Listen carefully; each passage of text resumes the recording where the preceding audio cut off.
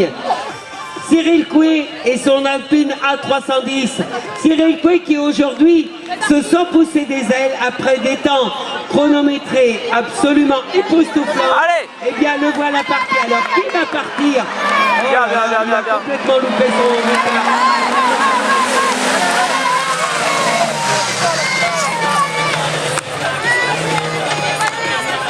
Ah ben oui, on a regardé alors qu'il était sur la première ligne, qu'il était en mesure de donner la réplique à la fois à Patrice Bouchenoir.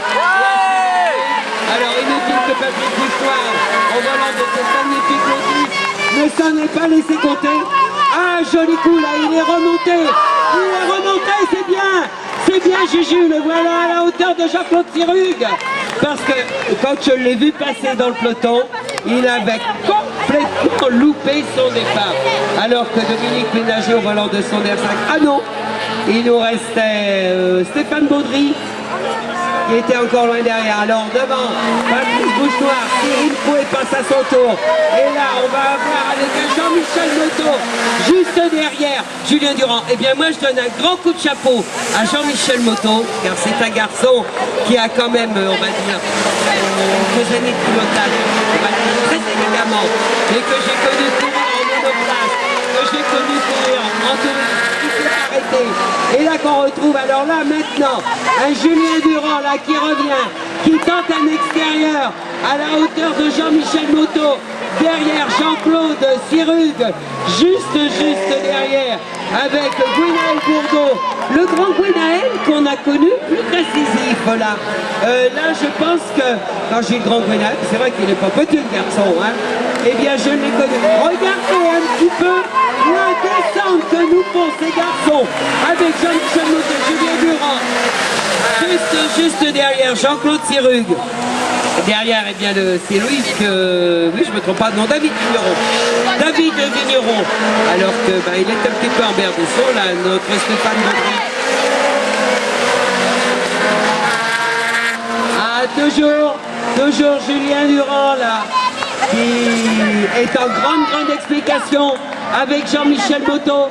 Et derrière, eh bien, Jean-Claude Sirugue, le pilote de Normandie, au volant de la C2, qui n'attend qu'une chose, que l'explication, mais qu'un trou se fasse de manière à ce qu'il puisse y aller, alors que devant, eh bien là, il est en grand seigneur et maître, Patrice Bouchenoir, à vous emmener devant un Cyril Coué, moi, qui me surprend.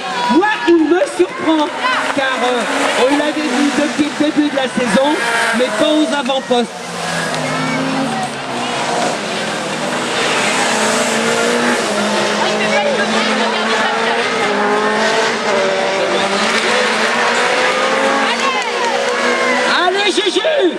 Allez Juju, là il va essayer de prendre Jean-Michel Moto.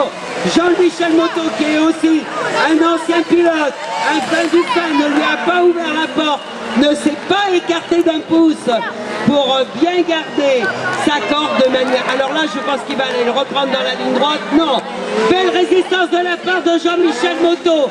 Et là, à mon avis, on rentre dans le dernier tour. Voilà, c'est bon pour Patrice Bouchenoir part dans le dernier tour. Va-t-il essayer d'aller l'attaquer? Oh, qu'il a eu chaud le garçon! Oh, qu'il a eu chaud le garçon! C'est fini? Oh, le Juju! Ah, j'ai dit, il va nous refaire un profilé, là. Il nous refait un talus de terre à la Duron. Il est chaud, hein?